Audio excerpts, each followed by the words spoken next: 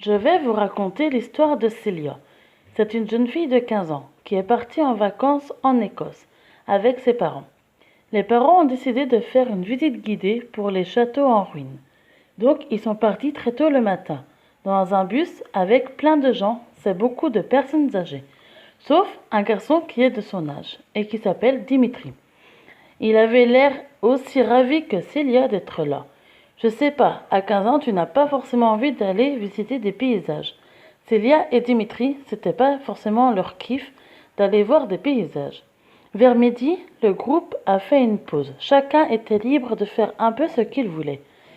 Ils s'étaient arrêtés à l'entrée d'une forêt, près d'un château en ruine, le fameux château à visiter. Comme ils avaient le droit d'aller se balader autour et que leurs parents s'étaient mis à parler sur des sujets un peu relous, elles parlaient d'immobilier, des trucs et des machins, bref, ça ne les intéressait pas. Donc ils se sont éloignés un peu tous les deux. Ils avaient plus trop envie d'être avec le groupe. Le guide parlait archi fort, les personnes âgées n'arrêtaient pas de poser des questions, bref, ça les saoulait. Ils étaient un peu à l'écart, dehors, près de la forêt, quand tout à coup, ils entendaient des petits bruits de feuilles et des branches qui bougeaient. Par curiosité, ils sont allés voir ce que c'était. Ils espéraient voir un animal, genre un cerf ou des biches. Bref, ils se sont dit: oh, peut-être que nous allons voir un animal super cool, on va checker. Donc, ils s'avançaient le plus silencieusement possible pour éviter de faire fuir l'animal. Les bruits continuaient toujours, mais plus ils avançaient, plus le bruit s'éloignait, comme s'il faisait fuir l'animal. Ils l'ont suivi pendant un moment et ont fini par apercevoir une forme grise assez grosse entre deux buissons. Ça fait un espèce de souffle, puis plus rien. Ils regardaient autour d'eux et remarquent qu'ils étaient arrivés dans une petite clairière. Ils se sont posés un peu, discuté de ce qu'ils venaient de voir. Célia aurait bien aimé rester un peu plus longtemps, mais Dimitri, lui, il voulait plutôt rentrer. Ils finissent par se dire que, ok, les parents allaient se demander où ils étaient. Au final, ils n'avaient pas remarqué, mais ça faisait un bon petit moment qu'ils traînaient. Ça faisait une petite heure, mais ils ne se rappellent plus quel chemin ils ont pris. Alors, ils étaient un peu perdus. Ils se rassuraient en se disant qu'ils étaient pas loin du groupe. Célia a pensé à appeler ses parents. Évidemment, ils étaient en pleine forêt et du coup, pas de réseau. Dimitri, il n'avait pas son téléphone sur lui. Ils ont marché dans une direction pendant très longtemps, pendant peut-être 20 minutes, 25 minutes, ils ne savent pas, parce que ils n'avaient pas l'heure car le téléphone de Célia venait de s'éteindre, car plus de batterie. Du coup, ils n'avaient pas la notion du temps. Et en plus, ils cherchaient le bon chemin. Non, et plus ils cherchaient le bon chemin, plus ils avaient l'impression au final de s'enfoncer dans la forêt et de ne pas trouver le bon chemin. Donc ça faisait déjà 1 heure qu'ils tournaient en rond. Ils ont hurlé pour appeler leurs parents. Célia essayait de rallumer son téléphone, mais en vain, son téléphone ne s'allumait pas. Ils commençaient tous les deux à paniquer. Ils avaient soif, ils avaient faim. Au bout d'un moment, ils ont trouvé un petit ruisseau. Ils ont pu boire. Il y avait aussi des buissons avec des petits fruits rouges.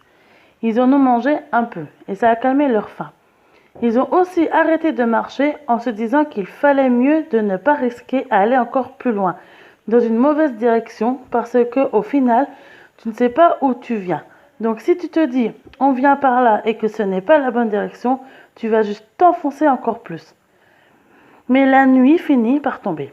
Et là, la forêt, on le sait tous, la nuit, elle prend vie et elle quadruple de taille. Il faisait vraiment froid. Ils se rapprochent l'un de l'autre pour se blottir. Mais ça n'a absolument rien de romantique. Ils étaient juste complètement abattus, complètement déprimés. Ils se sont finalement endormis et à un moment donné, Célia se réveille en sursaut. Elle réalise que Dimitri n'est plus à côté d'elle. Il faisait vraiment très noir. Elle s'est levée en essayant de regarder autour d'elle et cherchait Dimitri, mais rien du tout. Elle ne le voit pas. Soudainement, elle distingue une silhouette qui s'avance dans sa direction. Mais ça ne ressemblait pas à la silhouette de Dimitri. On aurait dit un homme, mais beaucoup plus grand que Dimitri. Célia, elle est paralysée. Elle ne peut pas parler, Elle peut pas crier, elle peut pas courir, elle est paralysée. Elle entend une respiration sourde et tout d'un coup, la silhouette court sur elle. Elle est terrorisée, elle se met à courir aussi vite qu'elle peut et là, elle hurle de toutes ses forces. Évidemment, elle trébuche, elle tombe, elle est derrière un arbre, morte de peur, et là, elle pleure et ne bouge plus. Elle essaye de reprendre sa respiration, de se calmer.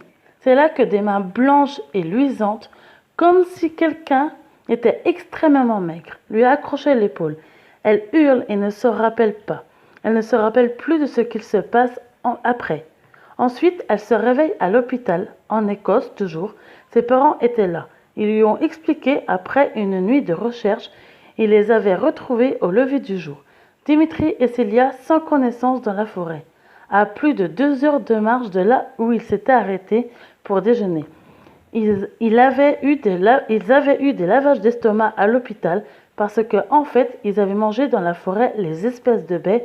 C'était du poison. Et en mangeant une grande quantité, ils ont commencé à s'empoisonner et à se taper des hallucinations. De la nuit, Dimitri avait eu très mal au ventre et en fait, il s'était éloigné de là où dormait Célia pour la grosse commission. Sauf que Célia, du coup, elle s'est tapé des hallucinations. Elle a fait des cauchemars pendant des années suite à cette histoire, dans lesquelles des mains essayaient sans cesse de l'étrangler et elle a eu jamais aussi peur de toute sa vie.